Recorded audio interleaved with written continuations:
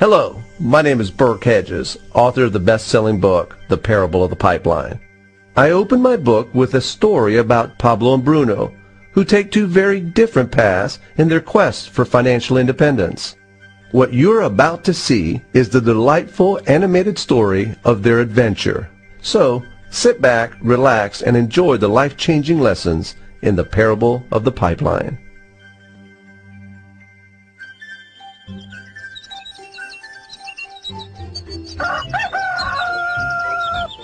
Far away, in a small village, near a beautiful valley, lived two friends, Pablo and Bruno.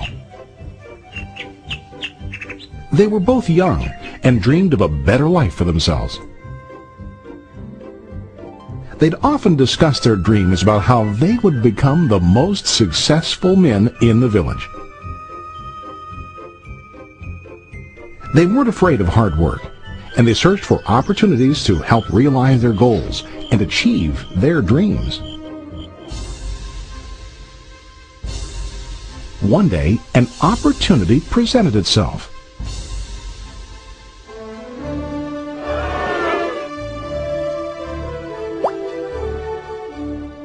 The mayor of the village decided to hire two people to bring water from a spring up on the mountain, across the valley, back down to the village.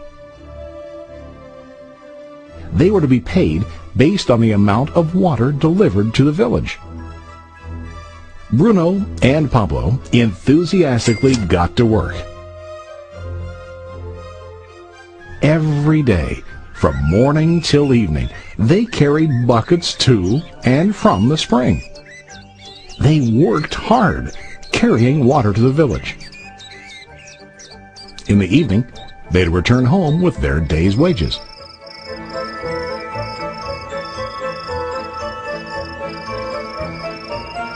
Bruno was satisfied with his work and the money he earned.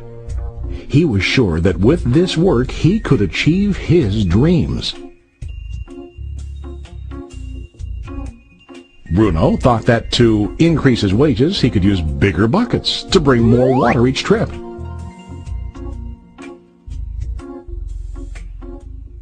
He believed with a larger income he would soon be able to buy a cow and the house that he dreamed about.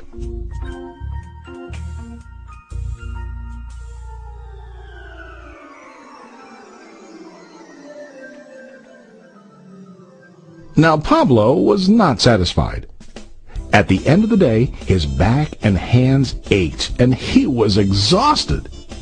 He was looking for an easier way to earn more. One day an idea occurred to Pablo. He imagined building a pipeline to deliver the water from the mountain spring to the village. With this pipeline, he could get more water to the village without carrying buckets back and forth from the spring to the village.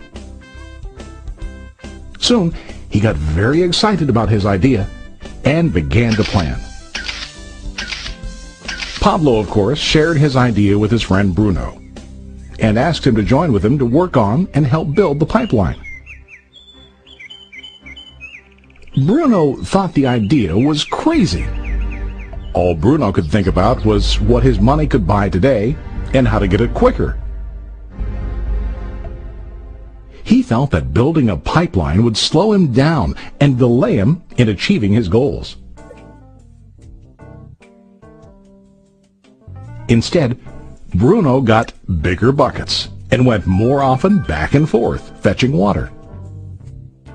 He was sure that with this method, he could make more money. Pablo decided to build the pipeline on his own. He understood that it would not be easy to build, and it would take time to complete the pipeline. Pablo knew that it could take several years to finish, but he set his mind on his goal. Every day he worked and carried water like before. But on weekends and during his spare time, he worked hard to dig in the rocky soil and build his pipeline. In the first month, there was little to show for his work.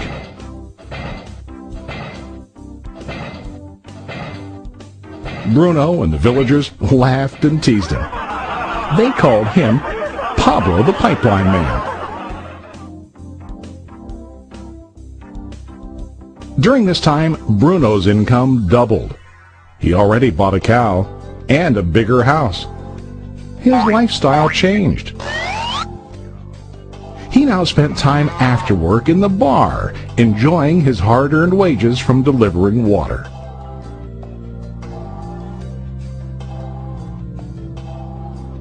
What Bruno didn't realize was that his body was starting to stoop from carrying the heavy buckets every day.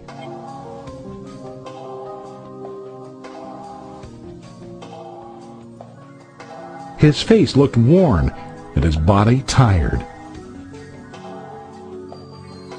Soon, he began to carry less and less water due to the wear and tear on his body.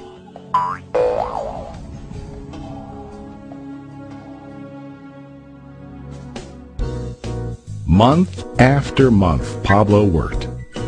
Soon a year passed, and then a second year. Finally, Pablo finished his pipeline.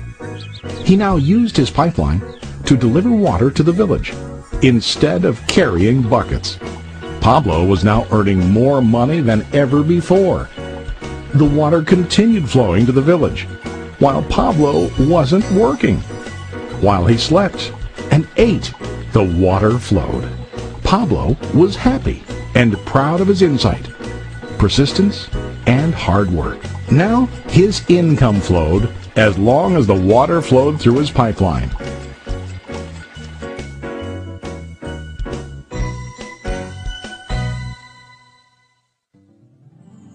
The story of Bruno and Pablo is a reflection of life. Their jobs symbolize what most people do to earn money. Bruno gets his money using buckets. He goes back and forth, carrying his buckets from the spring to the village in exchange for money.